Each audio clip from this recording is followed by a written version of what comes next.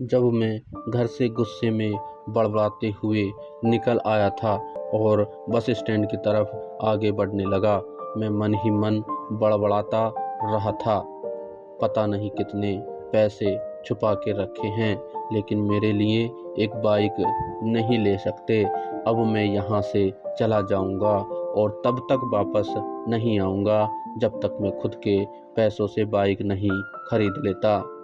इतना सोच ही रहा था, तभी मेरे पैरों में मुझे कुछ चुभने का एहसास हुआ।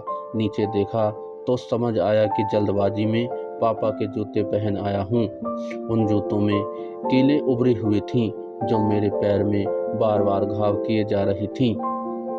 लेकिन उस समय गुस्सा अधिक था। तब मैं बड़बड़ाते हुए आगे बढ़ गया। एकाएक मुझे याद आया कि मैं पापा का पर्स भी साथ ले आया हूँ। मेरे खुरापाती दिमाग में एक ख्याल आया, क्यों ना आज पापा का पर्स चेक किया जाए, जिसे आज तक उन्होंने किसी को हाथ तक नहीं लगाने दिया था। पता नहीं कौन सा खजाना छुपा है इस पर्स में, जो किसी को हाथ नहीं लगाने देते थे। जब मैं पापा का वह पुराना पर्स खोलकर देखा तो उसमें पैसे तो नहीं मिले, लेकिन पैसों की जगह पर एक डायरी रखी हुई थी। तब मैंने सोचा, ओहो, तो यहाँ खजाना छुपा रखा है। मैं समझ रहा था कि यहाँ पापा ने लिखा होगा कि किस से कितने पैसे लेने हैं और किसको कितने पैसे दिए हैं, लेकिन मैं गलत था। जब मैंने उस छोटी सी डायरी का पहला पेज खोलकर देखा तो वहाँ पर जो लिखा था वह थोड़ा सीरियस कर देने वाला था। डायरी में जो लिखा था उसे पढ़ने के बाद मेरे चेहरे पर जो एक्सप्रेशन थे वह गायब हो चुके थे, क्योंकि डायरी में वैसा कुछ नहीं था जैसा मैं सोच रहा था।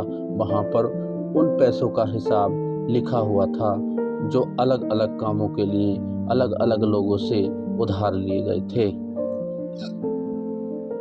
उस लिस्ट में कंप्यूटर के नाम पर भी पैसे लिए गए थे। कुछ यूँ लिखा था, 50,000 बेटे के कंप्यूटर के लिए। यह वही कंप्यूटर था जिसे मैं आज तक यूज कर रहा हूँ, लेकिन मुझे यह पता नहीं था उस कंप्यूटर को खरीदने के लिए पैसे कहाँ से आए थे। लेकिन आज पता चल रहा था। मुझे आज भी याद है जब मैंने पहली बार कैमरे के लिए जिद की थी, जो मेरे पापा ने मुझे 2 हफ्ते बाद मेरे बर्थडे पर ला कर दिया था, जिसे देखकर मैं बहुत खुश हुआ था। और मुझे खुश देखकर मुझसे कहीं ज़्यादा अगर कोई खुश था तो वह थे पापा। अब मेरे चेहरे से गुस्सा एकदम गायब हो चुका था। जब मैंने आगे का पन्ना पलटा तो वहाँ पर कुछ इच्छाएं लिखी हुई थीं। पहली जो विश थी उसमें लिखा हुआ था, अच्छे जूते पहनना। यह बात मेरी कुछ समझ नहीं आई। तभी मेरा पाँव अचानक सड़क पर उभरे हुए पानी पर जा पड़ा और तभी मेरे पाँव में कुछ गीलापन होने का एहसास हुआ। जब मैंने जूता उतार कर देखा तो उसका तला टूटा हुआ था। यह देखकर मुझे डायरी में लिखी बात याद आ गई। तभी मुझे माँ पापा की कई बातें भी याद आ रही थीं कि कैसे माँ जब कहा करती थी पापा से, अब तो जूते पुराने हो गए हैं, नए ले लीजिए, तो पापा अक्सर यह कहकर टाल दिया करते थे, जूते अभी भी और चलेंगे, अभी कुछ दिन पहले तो लिए थे। मुझे आज समझ आ रहा था कि कितने दिन और चलेंगे।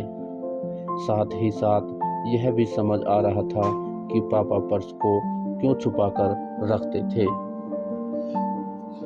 तभी उस डायरी को पढ़ते हुए बस स्टैंड पर पड़ी बेंच पर आकर बैठ गया। अब उस डायरी का आखिरी पन्ना बचा हुआ था। उस पन्ने को जब मैंने पलट कर देखा तो वहाँ कल की डेट लिखी हुई थी। तारीख के नीचे लिखा हुआ था 50,000 रुपये बाइक के लिए। बस इतना पढ़ा और दिमाग सन्न रह गया। अब मेरे मन में कोई शिकवा गिला नहीं बचा था, बस मेरी आंखों से आंसू। चले जा रहे थे। मुझे आज तक नहीं पता तब मैं क्यों रोए जा रहा था। अब मैं जल्दी से घर की तरफ भागा, लेकिन जूतों की वह कील पाँव में अब तक घाव बनाने में कामयाब हो चुकी थी। मैंने जूतों को रास्ते में ही निकालकर फेंक दिया और भागते लड़खड़ाते हुए घर जा पहुंचा, लेकिन पापा घर पर नहीं थे। मैं समझ गया कि वह कहाँ थे। मैं सीधा पास वाली बाइक एजेंसी की तरफ भागा। पता नहीं आज कहाँ से इतनी ताकत आ गई थी कि मैं भागते हुए थक नहीं रहा था, और वह भी बिना जूतों के नंगे पैर। जैसे तैसे मैं बाइक एजेंसी पर पहुंचा। पापा वहीं थे। मैंने पापा को दौड़कर गले लगा लिया और मेरी आंखों से आंसू रुकने का नाम नहीं ले रहे थे। पापा को समझ नहीं पा रहे थे आखिर हो क्या रहा है, मैं क्यों रो रहा हूँ। मैंने पापा से कहा, पापा मुझे मोटरसाइकिल नहीं चाहिए, आप अपने लिए जूते ले लीजिए। अब आज से मैं जो भी करूँगा अपनी मेहनत से अपने बलबूते पर पढ़कर करूँगा।